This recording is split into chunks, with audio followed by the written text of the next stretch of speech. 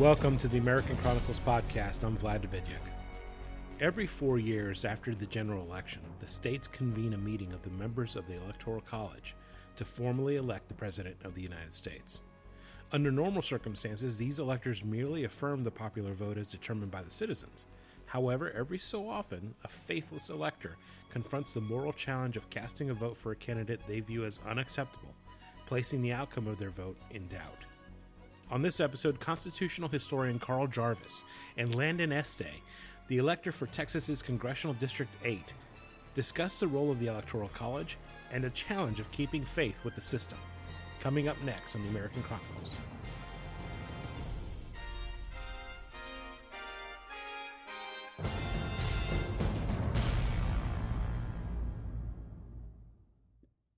We're joined now by Carl Jarvis, the author of United States of Dysfunction, A Constitutional History of America's Present Crisis, which is a book about the process by which America arrived at its current form of government, or disgovernment, as you could possibly look at it.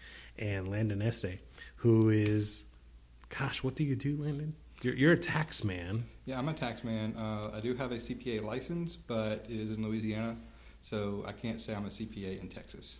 But he works on helping people with their taxes and helping other companies with their tax information and tax documentation. Right. He also happens to be one of the electors for Congressional District 8. Gentlemen, welcome to the American Chronicles. Thank you. Thank you for having us on. Landon, you became an elector by submitting your name in nomination at the last Texas State Convention. You are on the verge of casting your ballot in a couple of weeks. You're going to be heading up to Austin to cast your ballot with the College of Electors for Texas. Talk to us about the process of how you became an elector and bring that up to where you're at now. Okay, so every 2 years, the Republican Party of Texas has a state convention, and this year it was held in Dallas. And since this is a presidential year, we one part in the convention we caucused in each congressional district, and we selected delegates to go to the national convention, and we also selected the presidential electors. During that part, I submitted my name in nomination. There were 3 others who also were nominated. And after giving our speeches, the Congressional Caucus had selected me to go to represent our district. Now, did you go to the convention planning to run for elector, or did it? Yes, yeah, I did, yes. Okay. I had planned to run 4 years ago with Mitt Romney, but I found out right before the vote that our party chairman in Montgomery County was running. Oh, okay. And stiff competition. Yeah, some competition. So, but it's Dr. Wally Wilkerson, who's been there for 50 years, great man, and I was not going to run against Dr. Wally. So you win your election, and I think I may be wrong about misremembering this, but I think I ran into you shortly after that, and I mentioned to you, wouldn't it be cool if you went to cast your vote and you cast your ballot for someone else? Do you remember me saying that to you? You may have. I vaguely remember and that. You said something, well, you would certainly get your 15 minutes worth of fame. That I would. And now we've arrived at a point where that is a very real circumstance happening to many electors across the country. We were actually supposed to be joined this evening by Art Cisneros, who actually is not able to join us tonight because he's been receiving what he has described as death threats to himself and to his family based on his decision, which he arrived at in good faith based on his morals and his ethics, that he cannot cast his electoral vote for the President-elect Donald J. Trump. And so what he has decided to do instead is to step aside rather than going to Austin and being a faithless elector. He's decided to step aside and resign. I know you have posted on social media that you've been receiving lots of contact through email and through snail mail from people on both sides of the spectrum and from one extreme to the other, telling you not to cast your vote a certain way. So, I mean, I don't want you to go into details, but I mean, briefly describe what have you been getting? Well, to date, I've received almost 30,000 emails and probably roughly 100 through snail mail asking me not to vote for Donald Trump. About half of those asked me to vote for Hillary. Another half asked me to vote for another Republican of my choice, or they might say, vote for Mitt Romney, vote for John Kasich, or whoever. Okay. I have not received any death threats. Personally, I'm very saddened to hear that Art has. Whenever I put my name up to become an elector, I signed an oath with the Republican Party of Texas saying that I would vote for the eventual Republican nominee. And at that time, we pretty much knew it was going to be Donald Trump. Right. So even knowing that, I still went forth with it. Yeah, and actually, it's interesting that you mentioned that because before we got to the convention, I had planned to go to the convention and compete for a spot as a national delegate to the national convention in Cleveland. And failing that, I was going to compete to be one of the electors. And needless to say, when I started to realize, and by then we already knew that Trump was going to be the nominee because Ted Cruz had dropped out and basically Trump was the only candidate left. The primaries were not completely over, but they were basically over. So at that point, I decided not to even try for the elector position. I did run for national delegate. I didn't get selected. Carl Jarvis, you are, as I said before at the beginning, you're the author of The United States of Dysfunction, and it's a fantastic book. You can find it on Amazon. I would highly recommend it if you are a person who's interested in studying or learning about American governmental history from the founding to the present. It is an exhaustive review, but at the same time is one of the most slender books I've ever read that is just packed with information. You should really look it up. It's The United States of Dysfunction, A Constitutional History of America's Present Crisis by Carl Jarvis. Carl, you are the only person I know personally who I can consider to be a constitutional expert because you've looked at this from the very beginning of the process through subsequent iterations, through different administrations, through the course of history, through American government, and you've been able to look at it at the point at which we've arrived.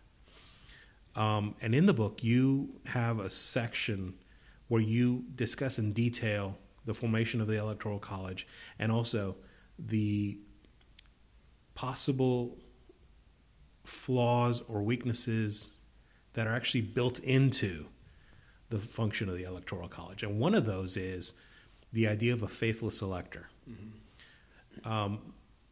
Talk to us a little bit about the structure of the Electoral College and how it not only allows for someone like a faithless elector, but in a very real way is designed to appeal to someone like a faithless elector to execute a vote of their conscience. Yeah, so it's very interesting if you look at the history of the whole thing. When the Founding Fathers were sitting in Philadelphia coming up with the Constitution, they had this great fear of democracy, right? And it's very well documented that what they meant by democracy is some of the political chaos and overheated emotions that we've seen in this year's electoral process. This year's electoral process is case in point. People have all these negative feelings about what happened, regardless of whether they were happy with the ultimate nominees or happy with the ultimate result. There's just this huge level of disaffection and dissatisfaction with how that process played out. And it really speaks to the concerns that the Founding Fathers had, and it speaks to some of the ways that they tried to set the system up so that people would have confidence in it and wouldn't lose faith in it in a way that we've kind of drifted into today. One of the things, or one of the ideas that they had, and it was sort of a big assumption on their part, I think, was this idea that the Electoral College the electors would somehow exercise discretion in choosing the president. And if you look at a few of the other things that they put in that structure that really pushed back against that, one of the things is the fact that, Landon just mentioned that they're going to go to Austin to meet as the Electoral College. In fact, if you read the Constitution, the term Electoral College does not appear there. It's plural, because they never intended for this Electoral College, quote unquote, to meet as a body, because they did not want the electors to kind of form a national convention and run away with the election. So it was sort of this really interesting, on the one hand, we want the electors to choose the president, but on the other hand, we don't want them getting together and forming this cabal that essentially runs away with the election. It renders the election pointless, basically. Yeah, so with that kind of tension built into it from the beginning, the first elections were very interesting. The one thing that happened immediately that the framers really did not anticipate is, so you had Washington elected the first election pretty much unanimously based on his reputation as a Revolutionary War hero. Second election, he was similarly, you wouldn't even say nominated. I mean, it was a nomination by acclamation. Everybody knew that he was going to run and he was going to be voted. By the time you get to the third election, which Washington wisely decided and announced that he wasn't going to run for a third term, by the time you get to the third election, you already have these national political parties forming within Congress that nominated John Adams and Thomas Jefferson, respectively. So you had the Federalist Party essentially nominating John Adams, and the Democratic Republicans, or whatever you want to call it, nominating Thomas Jefferson. So this idea of political parties sort of creeped into the founders' design because, again, there was this tension in how they constructed it that really did not allow for a deliberative. It didn't allow the Electoral College to engage in deliberation, so you had to have some other way to sort out who would the nominee be. Otherwise, you could have 10 candidates in the general election, and then it ends up getting decided by the House of Representatives, which we've had happen a few times. Yeah. So that's kind of the very early origins, which speak to a lot of these ideas that float around about what is the role of the Electoral College, what was it intended to do by the framers, how has it actually functioned in history. And the fact of the matter is, not once in history has the Electoral College ever independently, by the elector's own judgment, chosen a president. Never. Now, having said that, there have been a handful of occasions, you can probably count them on one hand, where you've had electors vote for someone else. The most recent time was in 1968. It was a Republican elector that cast his vote for George Wallace. And then there's been a handful of other occasions before that, but not since then. Wow. Yeah.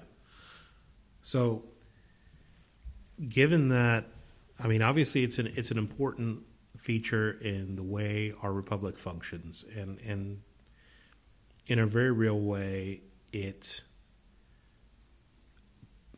I would argue it helped preserve our Constitution, because without the Electoral College, without the electoral votes, you get Al Gore in 2000 and you get Hillary Clinton in 2016 if she had performed better, if we were basing it entirely on popular vote. The popular vote is actually even more dangerous than that, though. Yeah. You've actually mentioned that, because I remember at one point you mentioned that the domination of individual states, which have high populations, basically would render smaller states completely pointless, really, from the economic or even political point of view. Yeah, so you have a couple different things going on. You have what some people would say is a conservative bias of the Electoral College, and that's certainly a lot of the talk that's going on now, because the Electoral College is slightly favorable to rural areas. And the reason why is because, if you look at the weight of one representative, we're talking about House of Representatives, in Wyoming versus California, that representative in Wyoming has fewer people voting for him than a representative in California. You combine that with the fact that the Electoral College also includes 2 senatorial votes from each state. So now Wyoming has 3 votes, and the California vote is divided up among millions of people per elector. The Wyoming per capita of population, the Wyoming electors have more weight. So it has kind of this rural conservative bias, and like you note, or even Donald Trump in the last couple of weeks has said, if the Electoral College didn't exist, I just would have campaigned differently, which right. is the other piece of it, right? Where if you don't have an Electoral College, now the elections are basically being decided in the urban centers of the country. The rural population gets completely left out of any kind of decision making. So there's a political piece of it. There's also sort of a balanced republic element of it. But the most important thing that the Electoral College does that a lot of people don't realize, because now you have this whole movement to abolish the Electoral College. Yeah, I was about to ask about that. You had it after 2000. It's been kind of working its way through the system since then. We can talk about some of the details of a particular movement that's actually made quite a bit of headway without trying to amend the Constitution, by the way. But anyway, what happens if they succeed and you have just a popular vote to elect the president, and you have to kind of do this thought experiment, right? What does the Electoral College really do today? Well, it's basic. If you really boil it down and strip away all the other rural, giving influence to rural areas which they might not otherwise have, you take all that away. What it really does is it gives weight and substance to the two-party system.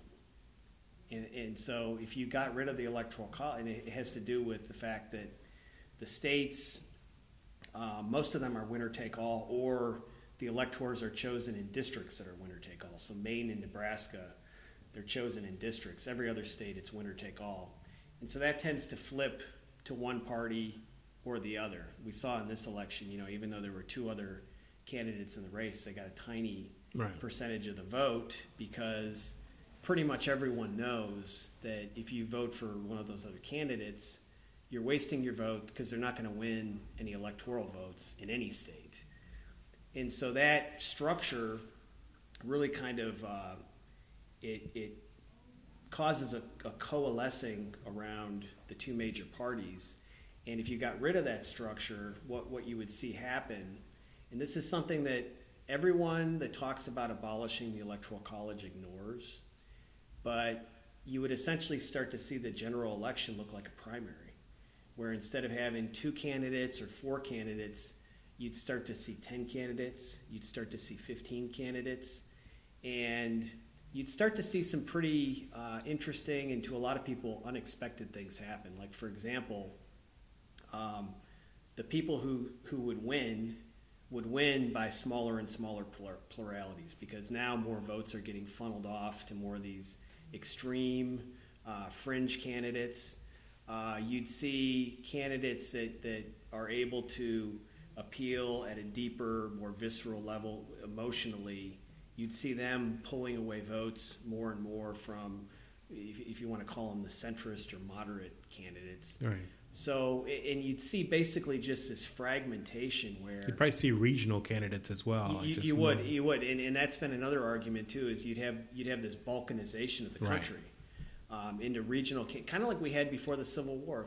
There's a couple different tangents here we can explore further, but So you would have essentially a dissolution of the republic through the channel of a presidential election. So basically, you would have a situation where a candidate is actually incentivized to pit one part of the country against another part of the country. Yes. In the hopes that their votes would matter more and would earn the favor of the candidate.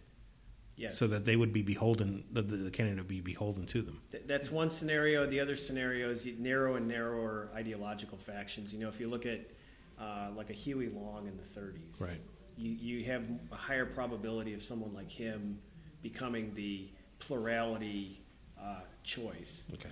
Or to push it even further, someone like a Hitler. Right. Because, I mean, if you had like 10 candidates and they each got a certain percentage of the vote, but the top vote getter was the guy who got, 13% of the vote. Mm-hmm. You have somebody who has only 13% of the vote getting all of it. Yeah, and oh, by the way, when you start talking about taking away the Electoral College, I mean, you're taking away all those provisions in the Constitution, including the one that says you have to have a majority of electoral votes, otherwise it goes into the House of Representatives. You take all that away, right? So now you literally are choosing the president with 13% of the vote. I mean, It's an absurd thing to think about, and I've heard almost no one that says that we should abolish the Electoral College address those issues. Yeah, more likely than not, they haven't actually thought that far ahead, and they're functioning on the emotional, visceral level, which actually brings me to another point. Landon, you're an elector. You're going to be heading up to Austin. Obviously, that means that you've chosen to actually cast a ballot. You plan to be there. That's correct.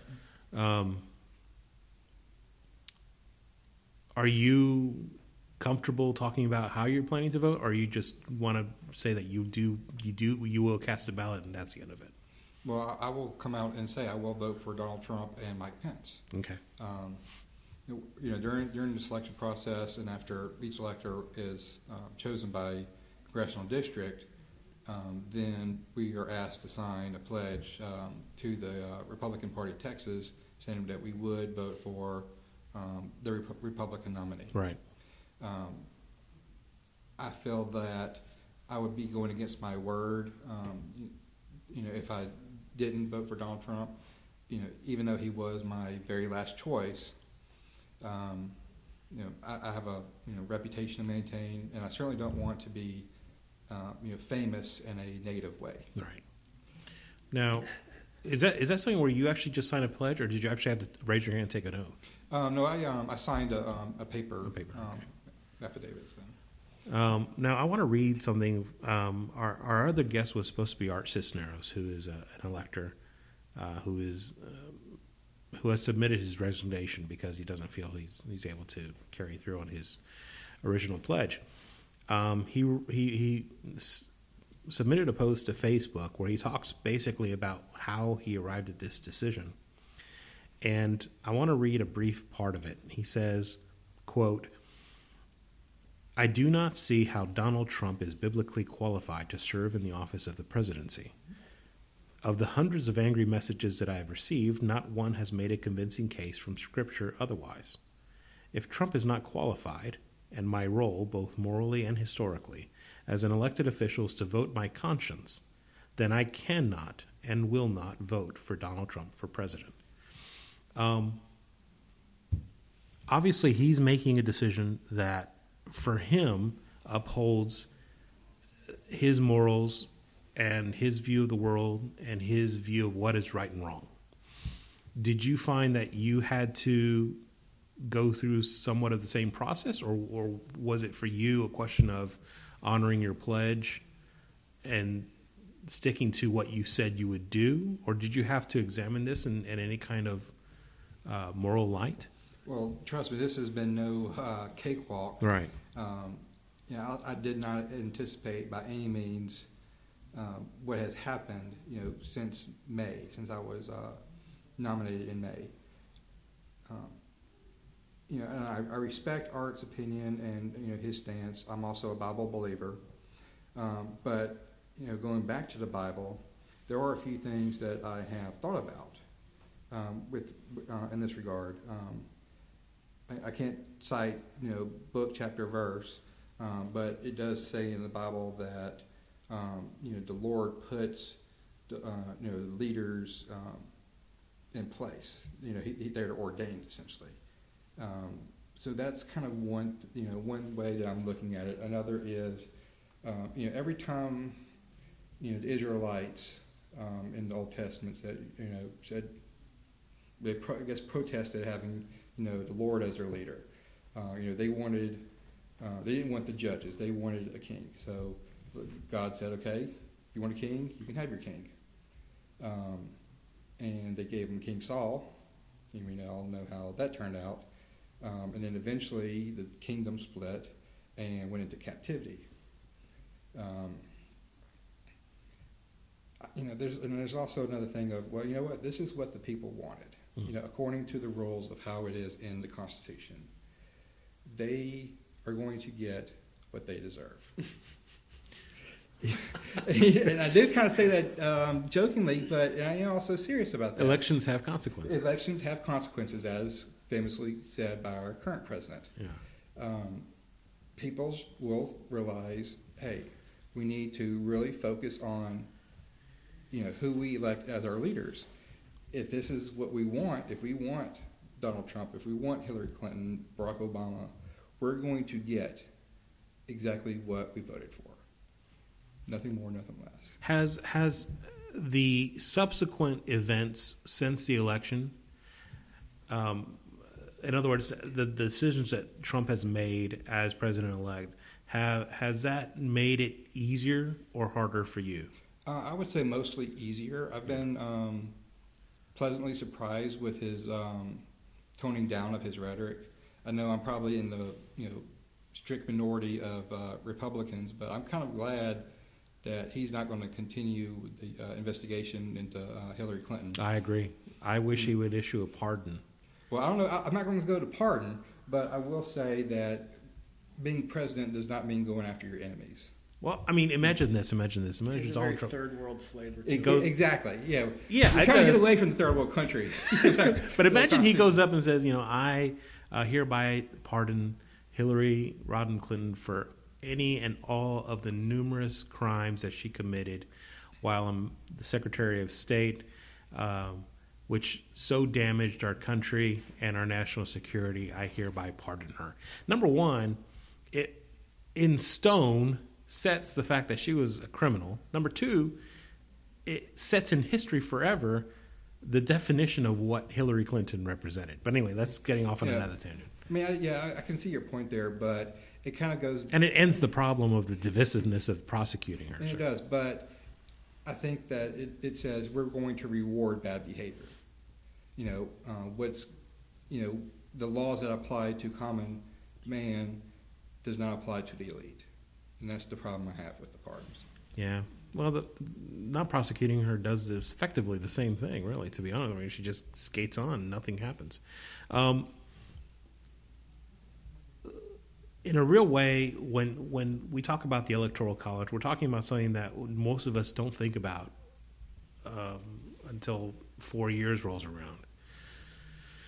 Landon, has the controversy that's been erupting since this election happened and you found yourself in a newly defined role, because up until November 8th, you probably weren't thinking too much about having to cast your ballot because, like most of us, you probably thought that the chances of Trump winning were kind of low. You probably were going to have to cast a ballot anyway. Or if somehow Trump did manage to win, that was like a theoretical thought that you might have to explore sometime later. Has any of this actually changed the way you look at the Electoral College? Not really. In a lot of these emails that I'm getting that are asking me to vote for Hillary, they're saying, hey, she won the popular vote. This is why she needs to be elected. And I go back and look at a lot of other countries to see how do they elect their heads of state. And what I find is a lot of them don't. England does not. Canada does not. they do not cast a single vote for their prime minister. They have not parliamentary elected. System. Exactly. Very few developed countries allow their citizens to vote for president. And I think that's a great thing. Going back to what Carl was saying, if we were to switch to a popular vote system, I think we would pretty much be dominated by Los Angeles and New York City. Yeah. Is that really who we want to be controlled by? I don't think so. Well, we ended up with a president from New York City. So, Yeah. Be that as it may, Carl, let me ask you this. You mentioned some different things that are happening with regard to a workaround, people trying to work around the Electoral College without amending it out of the Constitution. And I'm aware of a lot of those efforts. But before you get into that, you had mentioned that in 2000 there was this clamor to abolish Electoral College, and now the same thing's happening again. Do you think that this is going to grow, or do you think that the energy level and the commitment level on that side of the argument is pretty much always going to be steady and pretty much going to be the same, and we just have to weather the storm because every 4 years people forget about it until the possibility pops up again? No, I think it's a bigger issue this time for a couple reasons. Number one is that this was a much more highly emotionalized election than 2000 was by light years, right? So you're going to have people that are going to continue to be agitated about this for a long time, and they're going to keep pushing the ball down the field.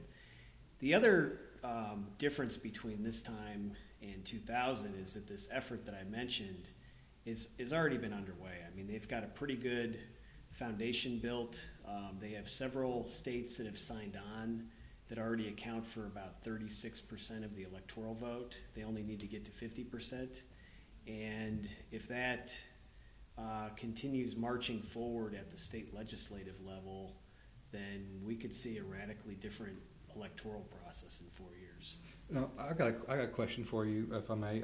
Instead of a national popular vote where a state like California, which is deeply blue, would switch all of their electors to the Republican if the Republican were to win. How do you think a system where most, if not all states, mirrored what happens in Nebraska and Maine? That's actually a very good question. Yeah, I think it's fine to a degree. The issue you run into, I mean, it's a slightly, maybe a little bit better than what we have now. The issue is gerrymandering, right? If you're relying on congressional districts, and all the congressional districts are gerrymandered, We'd basically see mid-year elections every 4 years, right? I mean, in terms of how things shape out. Well, no. The electors are drawn from congressional districts Right. in Nebraska and Maine. So Nebraska has, what is it, three representatives. Right. So two of their electors are at large for the whole state. Oh, The other okay. three are elected from congressional districts. Now, in a lot of states like Texas, I mean, we can't seem to remove our representatives from Congress even when we want to, because the districts are so gerrymandered, right? Yeah. So the issue that you run into with a setup like that is that a lot of the results will be kind of determined in advance. I mean, the result of the presidential election is determined by the results of redistricting in each of the states. So it's not a very good way to do things overall, because now you're kind of corralling things and giving the state legislative majorities more control, and it goes on for a decade. So basically, there would be no point to holding elections or campaigning, because if the legislatures draw the districts the right way, we can basically predict exactly who's going to win. You could lock down most of the Electoral College. I mean, you'd still have the at-large votes floating around in every state, but a lot of the electoral votes would be spoken for before anybody even votes in the election. it wouldn't be like, oh, we're going to watch Ohio and a handful of other states. It would be, well, let's watch everything. You'd have a couple of electoral votes in the swing states, 2 each. But other than that, it would be pretty well determined before anybody voted who the president's going to be. What do both of you see as being the immediate outcome of the impact after this electoral vote is cast? Is it the same in every state? They all meet the same day, or is it by state they choose different days? I'm not sure if they all meet on the same day. Maybe I believe it is all on the same date. Okay, because obviously you, Landon, you've decided. Okay, I'm gonna honor my pledge. I'm gonna vote for the candidate who won my state. We don't know at this point whether or not there will be any faithless electors. Carl, would you care to predict at this point? Obviously, we're a couple of weeks out, but would you care to predict at this point whether or not we will see any faithless electors this cycle? I wouldn't be surprised if there were between 1 and 3, but not more than 3, and they're not going to change the outcome of the election. Right. Yeah, and I kind of hold a similar thought process. There's going to be some. They're going to want their 15 minutes of fame, but it's not going to make any difference in the outcome. Right. And again, the only reason I think that there might even be 1 is because of the kind of election that it was. Sure. It's just crazy for a lot of different reasons. And I remember reading your book, which is, again, The United States of Dysfunction, A Constitutional History of America's Present Crisis. I remember being struck by the idea that if electors were to, and I don't know another word for it, but if electors were to collude and say, hey, we're all going to vote for this person, you could definitely have an interesting outcome. But that's not only increasingly unlikely, but based on the experiences that both you, Landon, and Art have communicated, is extremely stressful and upsetting and disruptive to your life. So on the one hand, you could have the potential to create an entirely new dynamic, but on the other hand, you have a year of hell, because basically since when did you start getting letters, Landon? It was probably the weekend right after the election. Right after the election? Mm-hmm. Okay, so almost immediately. So you have at least a month's worth of crap to go through before you can actually go and cast your ballot and be done with this. Or at least you hope so. I mean, you hope nobody's going to be following up on afterwards. How are the electors' ballots documented? Do they have the names associated, or are they secret ballots? How does that done? I really don't know enough about that. I honestly don't know. Because I know there's multiple copies of each ballot. Okay. Because one will go to the vice president. I think the National Archives will get a copy.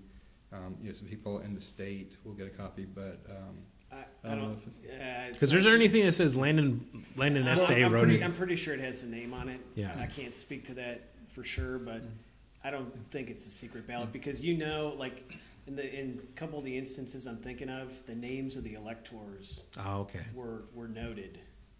Well, I will say I do remember there's a certification that every elector has signed to say there was 38 electors for X candidate and 0 for the other, for president 38 and 0 for vice president. Okay. And that was all signed by the electors. Now, the individual ballots, I'm not sure. All right.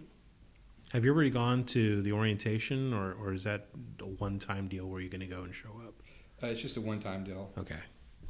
The I guess really, to me, Carl, one question that immediately arises is this is going to raise a lot of awareness and a lot of people who are interested in changing this process. Mm-hmm. They're going to use 2016 as their rallying cry. Right. Okay.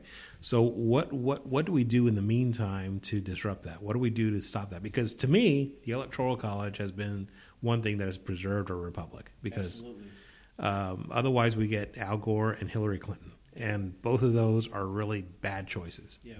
So what's the way forward? Well, I think for people that don't forget about the outcome of the election, right? For people that don't like how the process worked this year with, all the candidates basically being demagogues, is kind of what it boils down to.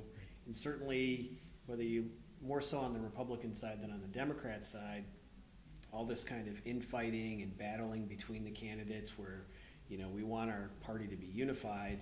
We want the candidates, maybe not to sing Kumbaya together, but at least not to be shooting each other in the back and undermining the ultimate prospects of the nominee, which we saw in 2012, right? I think what we need to do is look at the nominating process, which is very much the topic that the book explores. Because in addition to the Electoral College, you have this whole primary and convention process that precedes it. And that's really where our system has gone off the rails. It's not a process that's mentioned in the Constitution, although the 12th Amendment that addresses some of those election issues I was mentioning earlier with how presidents were getting chosen in the early 1800s. This nominating process it grew up as a primary mechanism for how we choose our nominees. And so we've got the electors that are going to be voting for the electoral vote, but we also have all these delegates. And I think, it's a similar principle to electors voting their conscience, which you could argue the Founding Fathers intended. But even more than that, that system never really worked the way it was intended. But what did work as a principle of representative government for over 100 years was the delegates did have the opportunity to choose the nominee in the national conventions, and it was a very different process. It's the effects of that process are probably what a lot of people would like to see in our electoral process, and I argue in the book that that's what we need to get back to. We need to get back to that deliberative convention where the nominee is chosen by the party. We get away from this idea that a nomination is an election, because it's not. A nomination is a party function, and it should be carried out by the political party, not by the mass general public. Yes, hear, hear. Mm-hmm. Absolutely. And if we got back to, I think this idea of the faithless elector, this idea of delegates who are free to vote their own judgment at a national convention, those ideas are similar, but I think that the delegates having a hand in selecting the nominee is actually much more constitutionally legitimate and acceptable and much more workable within the system that we have today. I agree. Yeah, and I personally don't like the idea of winner-take-all states. You can have situations like in California where Donald Trump, I think, won about 30% of the vote. We got all the states delegates to the National Convention. Ted Cruz, I think, came in second, 26%, roughly. I don't know exact numbers. Whereas here in Texas, we have a proportional system if you don't win a majority. So Ted Cruz won, in high 40% of the vote. He had to split with Donald Trump. But he had to split with Donald Trump and a few with Marco Rubio. But if he would have reached a majority, then I believe he would have received all of the state's delegates. Well, I think if you apply that math also to the other states, the earlier nomination contests, we would probably have an entirely different outcome. Oh, I agree. I would love to see someone do the math on that and actually break it down. What if it was proportional, and who would have won how many votes and what would have happened ultimately? I think immediately the very first thing that comes to my mind is, number one, you would have a real bell curve. You'd have some candidates stay in the race a lot longer, and some candidates drop out a lot earlier. Mm-hmm. There was no reason for Ben Carson to ever even enter this race, but I respect him for doing so. But he should have dropped out a lot earlier. Same thing with people like who stayed in for a while. Kasich stayed in even though he only won one state. I mean, that's the definition of spoiler. I mean, what other possible definition could you apply? You can't put statesman to it. Yeah, people like George Pataki. What the hell was he thinking? Who wanted George Pataki? Not even He was even in the race. Not even New York wanted George Pataki. And one time I was writing something. George Pataki wanted George Pataki. That's it, George Pataki. And I wrote something about the Republican candidates, and I actually had a reader send me an email saying, "Well, you forgot to include Jim Gilmore." And I responded, I was like, to be honest, I completely forgot Jim Gilmore was in the race. I'm sorry. So you have these candidates who, by measure and degree, may or may not actually need to be in the race, period. So I guess where I'm getting at is, Carl, to tag on to the point that you're making, and Landon as well, the state conventions where the delegates who represent the party are empowered by that party to select the nominee, rather than people who have no stake in the future or the operation of a party having a say. Do you think that enhances the party system, or do you think that further enhances the argument of those people who are saying that the people don't have a voice or a vote in the process unless it's entirely popular? Because you're going to have some people who are saying, well, I don't want to be part of a party, but I still want to be able to choose who the nominee is. I mean, as far as I'm concerned, those people can pack sand. I agree with you 100%. So if you don't want to participate in the process of party governance, then you don't get a choice in the nominee. It's that simple. Now, we haven't had that system in a very long time, and I'm sure a lot of people would cry foul about, well, that's undemocratic. But, our country was not intended to be a quote-unquote democracy. We were supposed to be a republic. And the reality of a republic is that you have representative processes that you use to select leaders, and that is what we've gotten away from in how we choose our presidential candidates today. And it's a big reason why our political process is such a mess, and people are dissatisfied with it, and people are losing confidence in it, which you can see in the polling numbers. And it's a big reason our country is heading in the wrong direction in a way that, I think there's some hope that this election might reverse that track. I think that if Donald Trump fails to reverse that course, I think we really need to take a prayerful look at the process that got us into this situation instead of trying to elect the next great leader to save the country. I agree.